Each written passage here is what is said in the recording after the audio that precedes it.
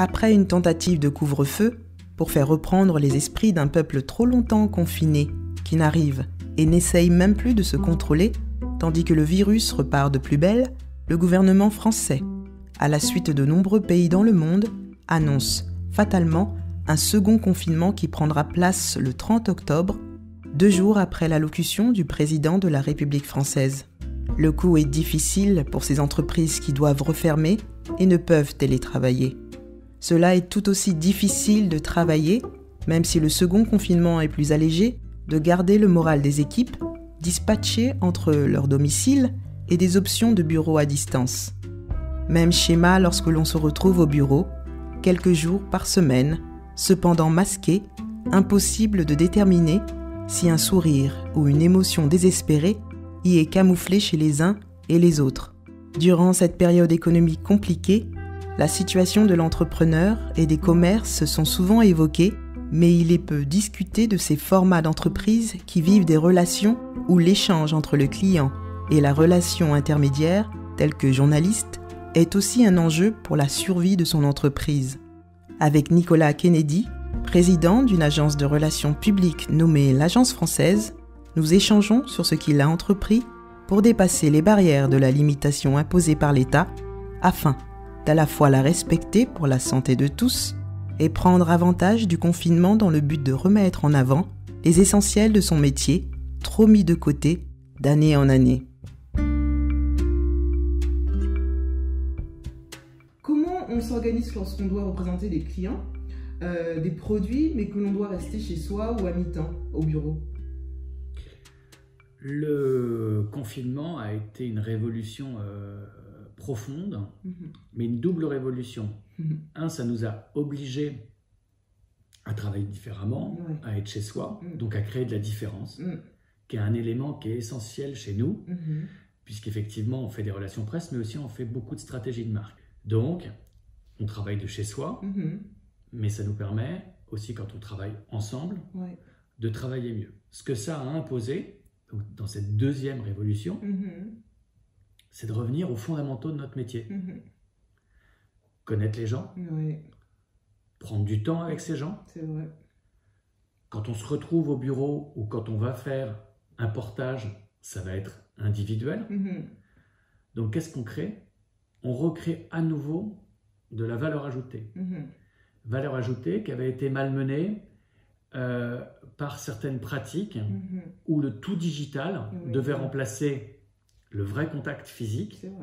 Et on voit que dans nos métiers, eh ben, rien ne remplace un déjeuner, une rencontre, de se voir réellement, de se connaître réellement. Donc en fait, ce confinement est soit la rébellion face au confinement, soit les zones de déconfinement, nous ont permis de vraiment recréer les liens essentiels qui permettent de faire la différence pour nos clients. Penses-tu que ce soit lié à ton domaine qui est la gastronomie ou c'est vraiment toute l'industrie des relations publiques?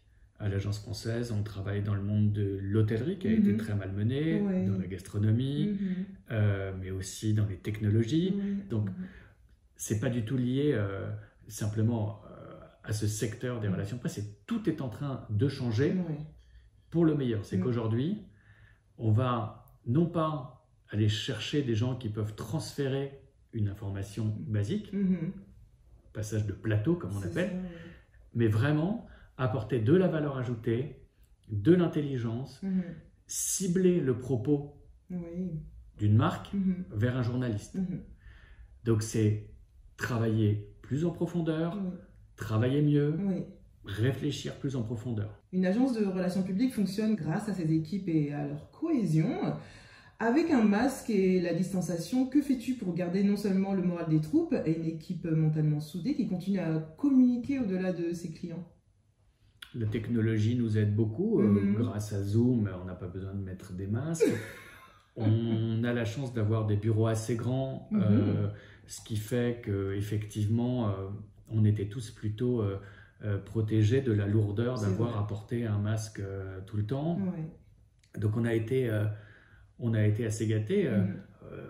Par contre, ça reste éprouvant, ces changements, de parfois être éloignés, mais on ne peut pas faire différemment, puisque là, c'est un problème d'éthique nationale. Donc, Est-ce que tu mettais des choses plus en place, plus de peut-être vidéo call comme tout le monde pendant cette période, plus d'échanges téléphoniques avec les équipes pour les rassurer, peut-être par rapport à leurs emplois ou par rapport à leur travail, leur implication? On a d'abord été très bons élèves par rapport à ce que nous a imposé l'État. Oui.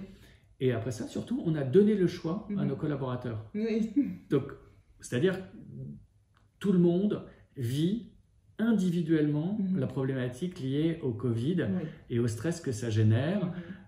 Donc, avec mon associé, on a été toujours très clair avec nos salariés pour dire là où on allait, quels étaient les problèmes qu'on avait, quelles étaient les solutions qu'on apportait. Et puis après, pour que les gens choisissent aussi d'être en télétravail ou pas, c'était leur choix. C'est pas nous qui l'avons imposé. Au même titre que si des gens veulent revenir à certains moments, dans le respect des lois, on l'organise. C'est vrai. Puis vous avez l'espace, comme tu disais, pour faire du même flex office et ce genre de choses, de toute façon. Tout à fait. Le masque avec les clients, c'est particulièrement compliqué pour transmettre des émotions, donner envie de parler d'un client à des journalistes, comme tu disais, le relationnel, ce genre de choses. Est-ce que tu as mis des choses en place et tes équipes pour dépasser cette nouvelle norme? On se retrouve à moins de 6. On a une grande salle de réunion, on se met dans des distances suffisantes, comme là lors de l'interview. Tout à fait. Afin de pouvoir ôter ces masques quand les moments sont nécessaires. Parce qu'effectivement, avec les masques, l'émotion est très compliquée à transmettre. Et nous, on est des métiers d'intelligence émotionnelle. Tout à fait. Donc, dans ces cas-là, si on ne peut pas faire une bonne réunion physique, il faut mieux faire une bonne réunion par Zoom. Le Covid-19 ainsi que le confinement a forcé le monde entier et donc les entreprises à changer leurs habitudes. Tu nous as parlé un peu de celles que tu as mises en place avec les équipes, avec les clients. Est-ce que vous avez entrepris autre chose à l'Agence française qui fut finalement un bienfait que vous avez adopté en plus de ce que tu as présenté au départ? Avec la triste clôture de tous les restaurants à Paris, qui est quelque chose d'absolument dramatique, aussi pour notre industrie, et c'est des gens merveilleux qu'on adore,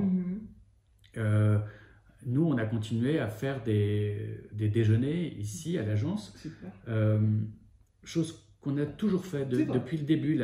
La première interview qu'on avait donnée pour, je crois, entreprendre, tout au début de l'agence. Business carrière. Ouais, ça parlait de ça, et ça parlait de ce lien nécessaire. Donc en fait, on continue à donner des déjeuners ici, soit avec les collaborateurs, soit avec nos clients, soit avec des journalistes, soit avec des gens qu'on veut rencontrer, parce que plus que jamais, les gens ont envie de se retrouver en toute sécurité. Tout à fait.